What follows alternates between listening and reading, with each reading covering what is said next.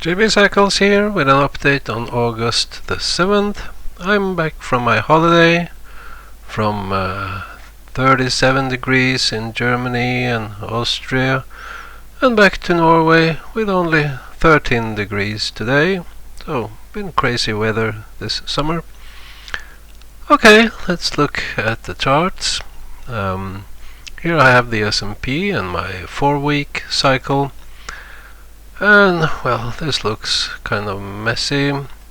Let's remove something here. So we are at this point in my cycle, and I discussed last time, is this cycle still working? Has it shifted or inverted? Or do we only have temporary disturbance of the cycle?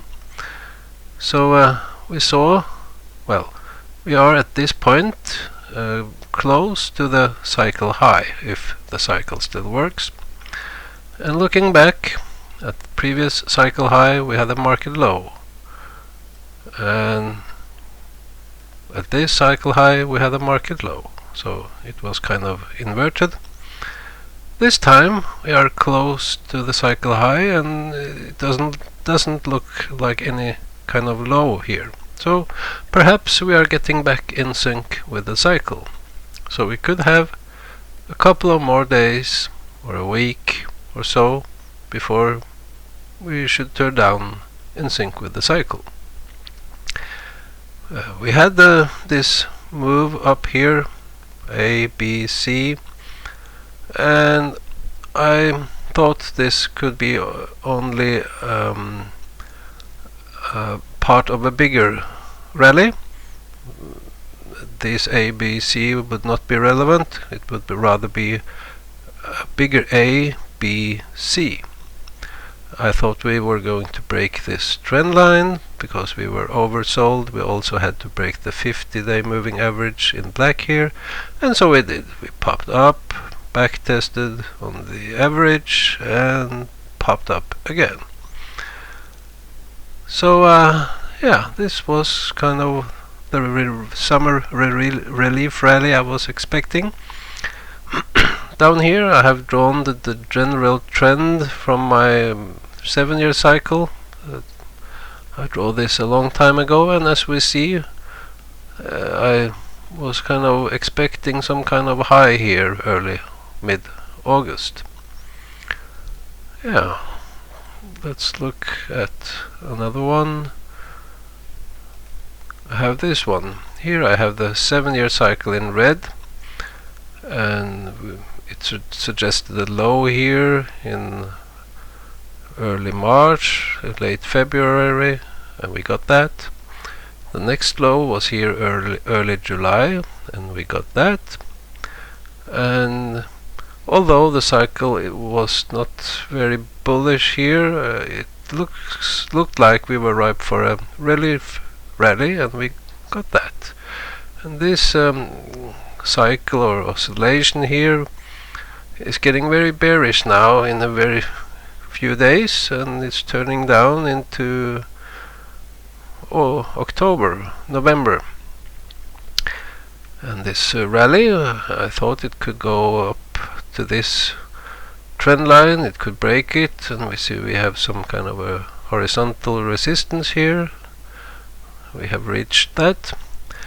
So I think we are very close to be turning down again, given the assumption that this is a hard landing.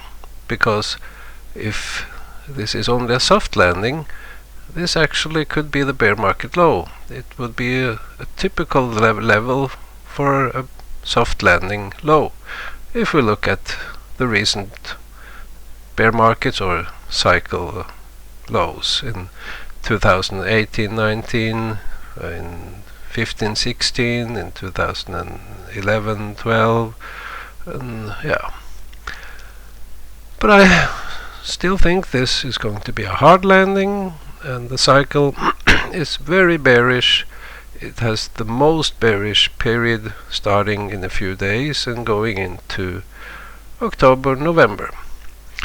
And if this materializes in the market, breaking down to make lower lows.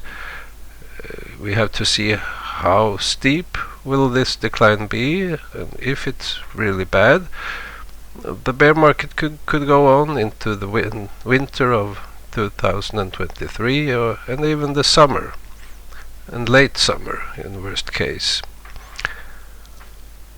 So let's look at some hourly data. This is the Dow Jones Industrial, and looking at my wavelets here, it looks like we could have 1 or 2 more days with upside here to get sell setup in the hourly data. So it looks like we have a little bit more to go here. We have to see.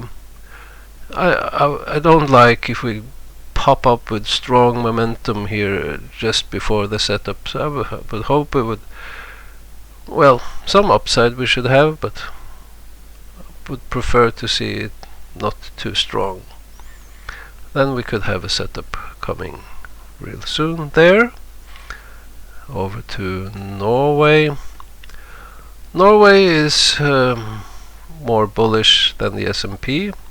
It's been held up by energy and oil and gas.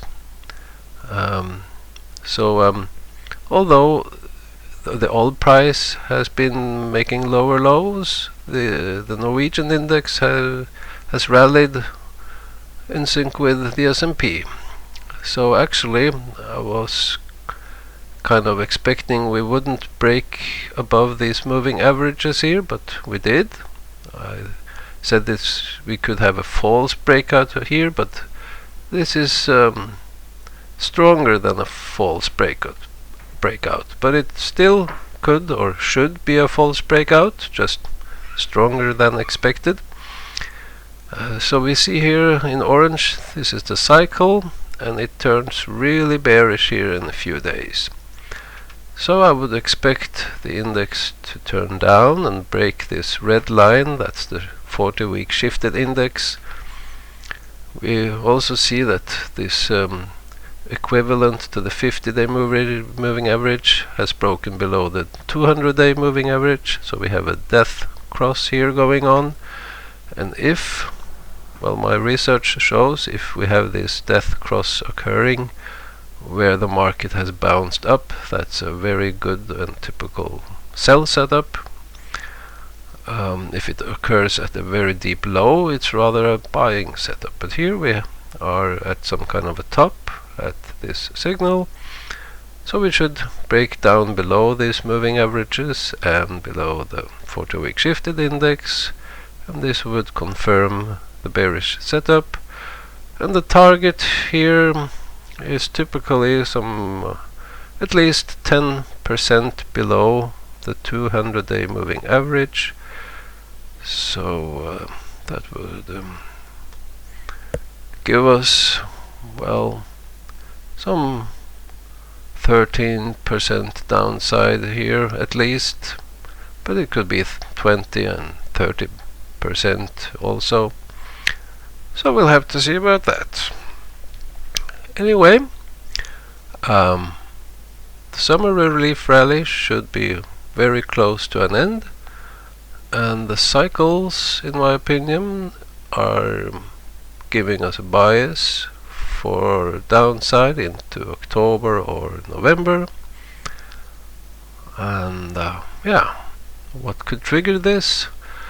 I was talking about the 28-year cycle earlier, and I said this cycle we are in now has similarities to the one in the 1850s, I think, and we have the 1930s and 40s, and this is also a inflation cycle and a war cycle. And just before the Ukrainian war, I said that maybe there will be a war in Ukraine given this cycle. So that doesn't have to be the only war occurring. We also have China, Taiwan, and yeah, it could break out many places. So I'm not hoping for that, but it could happen. See you in the next one.